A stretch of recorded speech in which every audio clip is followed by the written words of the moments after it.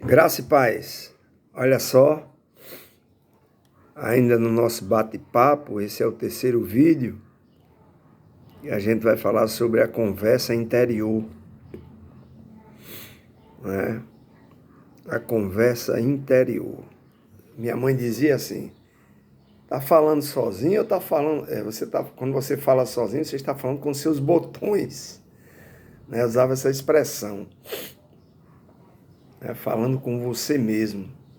Então, todos nós, né? Mais uma vez lembrando que a gente está tratando também de muita psicologia aqui, de pesquisas que a gente faz para poder trazer o assunto baseado também na ciência. Tá certo? A ciência, ela ajuda a compreendermos a Bíblia. Tá certo? Com certeza.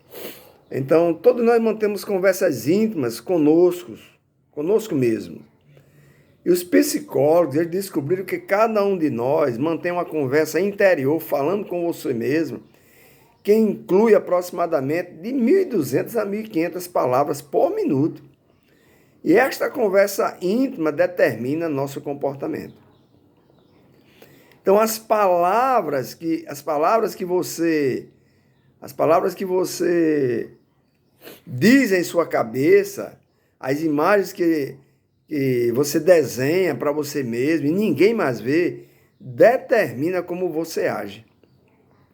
Se alguém se aproxima de você e diz assim: eu quero que você dirija o culto na próxima semana, ou você vai pregar em tal culto, a sua mente começa a trabalhar em alta velocidade.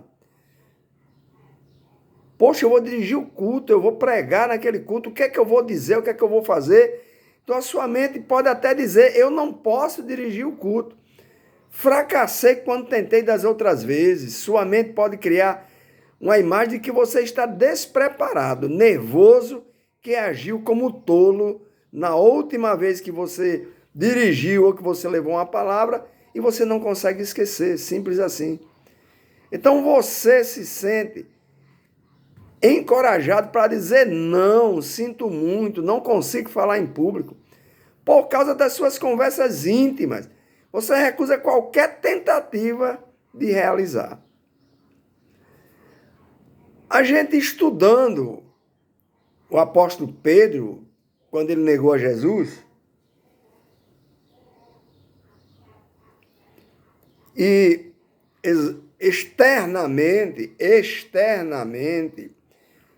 essa situação de negar a Jesus, ela é inexplicável. Se a gente tomar como base o comportamento normal de Pedro. No entanto, ele era um discípulo leal. O que poderia tê-lo feito negar o mestre? Talvez a conversa interior com ele mesmo. Fazendo uma analogia, e aí eu tenho o direito de fazer, porque isso que eu vou dizer agora não está na palavra de Deus, mas eu posso fazer uma analogia. Talvez ele deva ter dito para si mesmo: eu quero estar perto de Jesus, mas se ele descobrir que eu sou seu discípulo, provavelmente me prenderão assim como fizeram com ele. Eu só vou estar salvo se ninguém descobrir. Vou ficar aqui nas sombras, de noite, escondido, perto desse fogo, me aquecendo, olhando à distância. Eu preciso ser cuidadoso. Essa é a conversa interior, de autodefesa. É mais ou menos quando alguém diz: eu quero falar com você, fulano. Você já fica: opa, o que é que ele quer falar comigo? Você já começa a criar um mecanismo de defesa dentro de você. Começa a falar com você mesmo. Principalmente se você tiver culpa no cartório. Se tiver alguma coisa que você diz: vixe, foi aquilo. Foi aquilo que eu disse, foi aquilo que eu falei, foi aquilo que eu comentei, foi aquilo que eu fofoquei. Você começa a criar um mecanismo de defesa dentro de você. Para se defender. Então não foi o questionamento da serva que o reconheceu, que fez Pedro negar, mas sim o que ele estava pensando quando ouviu as perguntas acusatórias. Você é um deles. A sua conversa interior explica suas ações. Embora, preste bem atenção a isso, embora não as justifique. Nos últimos tempos, psicólogos têm examinado atentamente o comportamento humano para entender por que agimos como agimos. Eles descobriram que a causa é a nossa conversa interior. Algo vai acontecer e ativar essa conversa interior. E em seguida responderemos com um comportamento consequente daquilo que eu pensei, daquela conversa que eu tive comigo mesmo. O acontecimento que ativou a sua conversa interior é primeiro interpretado pelo seu banco de ideias, está aqui na mente. Suas anotações aqui na mente e sua maneira de ver, está tudo aqui. Então, quando pensamos no que está acontecendo, para somente então responder com um comportamento consequente, ou seja, como eu vou agir de acordo com aquilo que eu pensei, a nossa ação. A nossa ação. Veja como isso é interessante. Então, princípios da conversa interior, nós temos 5 princípios básicos que embasam, explicam a conversa interior e o comportamento que vem em seguida, imediato, seguinte. O primeiro desses princípios da conversa interior é que seus pensamentos produzem suas emoções. Seus pensamentos produzem suas emoções. Grande parte das pessoas acredita que o que acontece é o inverso. E, de fato, os psicólogos nem sempre estão de acordo entre si, de acordo com as pesquisas que fizemos. Alguns acreditam que, quando estamos tristes, temos pensamentos tristes, quando estamos alegres, nossos pensamentos são alegres, mas não é tão simples assim. O que você faz para ficar triste ou alegre? Alguma coisa mudou à sua volta enquanto você estava pensando sobre algum acontecimento que o fez ficar triste ou alegre. Então, o que causou a mudança foram seus pensamentos. São seus pensamentos que produzem suas emoções e não as emoções que produzem pensamentos. Sentimentos de ira, de ansiedade, a pressão social desempenham um papel importante na produção de hábitos. E por isso é importante que você guarde bem este princípio em sua mente.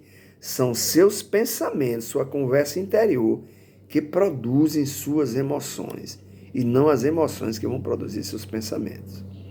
Segundo, seus pensamentos afetam seu comportamento. Segundo princípio, seu pensamento afeta seu comportamento. Embora você não perceba, seus pensamentos determinam suas atitudes. Exemplo, você sai do trabalho, enquanto dirige para casa, vem pensando, rapaz, estou todo quebrado. Hoje o trabalho foi muito árduo. Quando chegar em casa, eu vou sentar e relaxar, tomar um banho, quero relaxar. Mas quando chega em casa, as crianças querem atenção para brincar. Mas você já pensou em relaxar? Olha o pensamento, a conversa interior. Eu vou relaxar. E brincar com as crianças está fora da questão. No entanto, sua esposa lhe dá um recado que seu amigo ligou, convidando para uma partidinha de futebol. Seu pensamento muda na hora. Seu cansaço desaparece. E você pensa. Conversa interior. Puxa, jogar futebol é relaxante. É relaxante. Já mudou. Brincar com as crianças não é relaxante, mas jogar futebol é relaxante. Então, se realmente olhar para o que está acontecendo, você vai ver que a diferença está no que você diz a si mesmo. Você está cansado quando as crianças querem brincar, porque esta não é a sua concepção de relaxamento.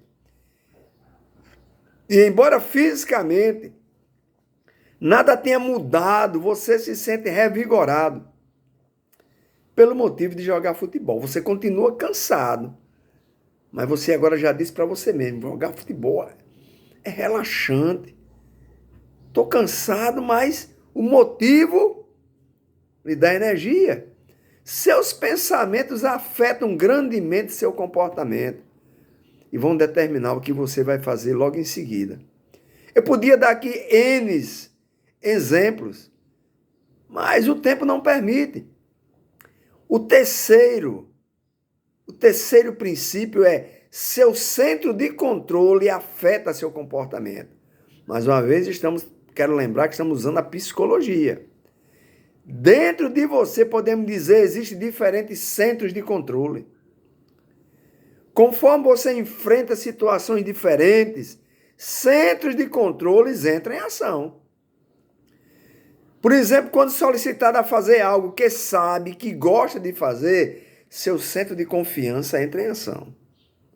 Quando é convidado para evangelizar de porta em porta, seu centro de timidez é ativado. Cada centro tem pensamentos específicos que se aplicam a cada situação. Então, cada centro de controle pode utilizar seus pensamentos de timidez, de cansaço ou falta de confiança. Por outro lado, também pode utilizar seus pensamentos de bom desempenho social ou disposição física. Tanto para a parte pejorativa como para a parte boa. Como também pode ativar a autoconfiança. Então, seus pensamentos, eles controlam o seu comportamento. Com base na sua decisão de qual centro de controle deve ser ativado. Você pode brincar, por exemplo, com o seu pitbull sem medo. Mas com o pitbull dos outros, seu centro de controle é ativado. E você tem medo, pois pode se machucar. Você não conhece o cachorro, você conhece o seu. O seu você deita e rola com ele, mas o do outro é ativado. O centro de controle do medo.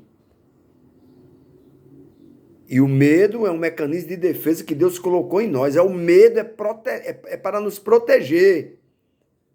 O medo é para nos proteger. Deus colocou isso em nós, ele é ativado. Então, meus pensamentos diante da visão de um cachorro determinam como eu vou me comportar. O mesmo ocorre quando é uma simples barata. Ou eu corro da barata, ou eu grito para alguém matar a barata, ou eu mato a barata. Vai depender.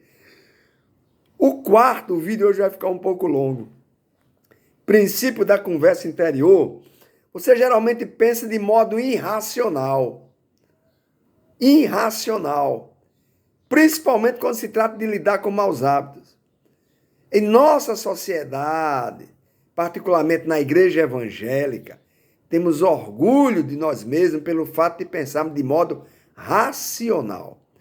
No entanto, a Bíblia diz que, lá em Jeremias 17, 9 e 10, enganoso é o coração, mais do que todas as coisas, e desesperadamente corrupto, quem o conhecerá? Ele responde, eu, o Senhor, esquadrinho o coração. Ele conhece o coração. Eu provo os pensamentos. Olha os pensamentos. Ó, você falando com você mesmo. Deus sabe o que você está dizendo para você mesmo. Isto para dar a cada um o seu proceder.